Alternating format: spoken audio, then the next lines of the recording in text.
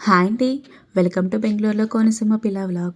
ఈ వీడియోలో నా స్టైల్లో కాలీఫ్లవర్ టమాటా కర్రీని ఏ విధంగా చేసుకుంటానో మీకు చూపించిపోతున్నానండి.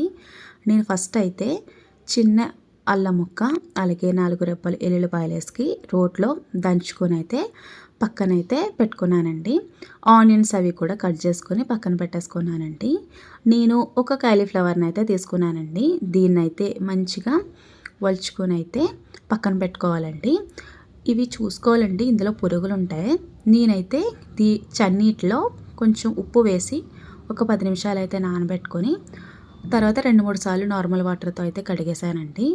చాలామంది వేడి నీళ్ళు వేసి కడుక్కుంటారు. ఎలా కడుక్కున్నా పర్వాలేదండి. వేడి నీళ్ళలో కడిగి 2-3 సార్లు చన్నీళ్ళతో కడుగుతారండి.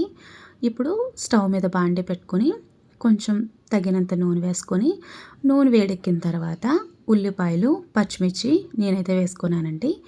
ఇలా వేసుకున్న తర్వాత కొంచెం పసుపు అలాగే కొంచెం సాల్ట్ అండి. ఈ సాల్ట్ అనేది ఎందుకంటే ఉల్లిపాయలు మగ్గడం కోసం అయితే వేసుకుంటున్నానండి. నేను ఎప్పుడు ఏ కర్రీ చేసినా కూడా ఇలాగ ఉప్పు పసుపు అనేది వేసుకొని మూత పెట్టుకొని మగ్గపెట్టుకుంటూ ఉంటానండి. ఇలా చేసుకోవడం వల్ల ఉల్లిపాయలు అయితే త్వరగా మగ్గిపోతాయండి. అలాగే నేను ఇందులో కొంచెం కొత్తిమీర అనేది కూడా వేసుకున్నానండి. ఇప్పుడు దీన్ని కొంచెం కలుపుకొని మూత పెట్టుకున్నాం అనుకోండి, బాగా మగ్గిపోతాయి.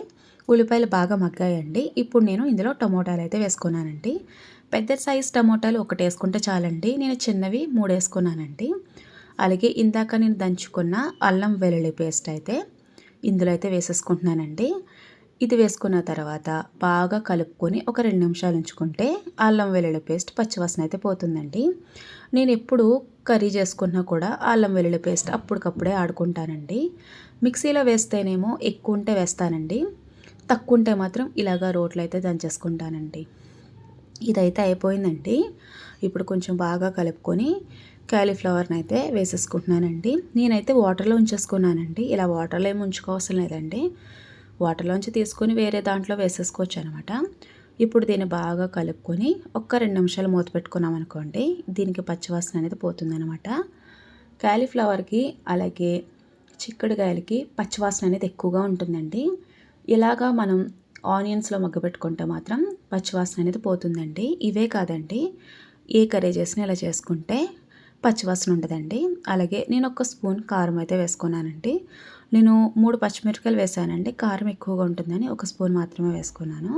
కారం వేసుకుని 2 నిమిషాలు ఉంచుకొని తర్వాత వాటర్ అయితే వేసుకోవాలండి. వాటర్ అనేది చూసుకునే వేసుకోవాలండి. ఎందుకంటే కాలీఫ్లవర్ అంతా వాటరే ఉంటుంది కదండి. ఇలా కొంచెం తగినన్ని వాటర్ వేసుకొని మూత పెట్టేసుకొని ఉంచుకుంటే త్వరగా మగ్గిపోతూ ఉంటుందండి. నాకైతే కర్రీ అయితే మగ్గిపోయిందండి. నేను ఇందులో గరం మసాలా అనేది వేసుకుంటున్నానండి. నేను గరం మసాలాలోనే ధనియాల పొడి అలాగే జీలకర్ర పొడి అలాగే మిరియాల పొడి మిక్స్ చేసుకుని అయితే వేసేసుకున్నానండి. నిజంగా ఈ కర్రీ అయితే టేస్ట్ చాలా బాగుంటుందండి. లాస్ట్లో అయితే నేను ఉప్పు అయితే వేసుకున్నానండి. నాకు ఇంతవరకు కాలీఫ్లవర్ అంటే ఇష్టం ఉండదు కదండి, కానీ ఈ మధ్యన నేనైతే కాలీఫ్లవర్ని అయితే తింటున్నానండి. ఈ కర్రీని ఒక్కసారి ట్రై చేయండి. టేస్ట్ అయితే మాత్రం చాలా చాలా బాగుంటుందండి. నా వీడియో నచ్చినట్లయితే లైక్ చేసి సబ్స్క్రైబ్ చేసుకోండి.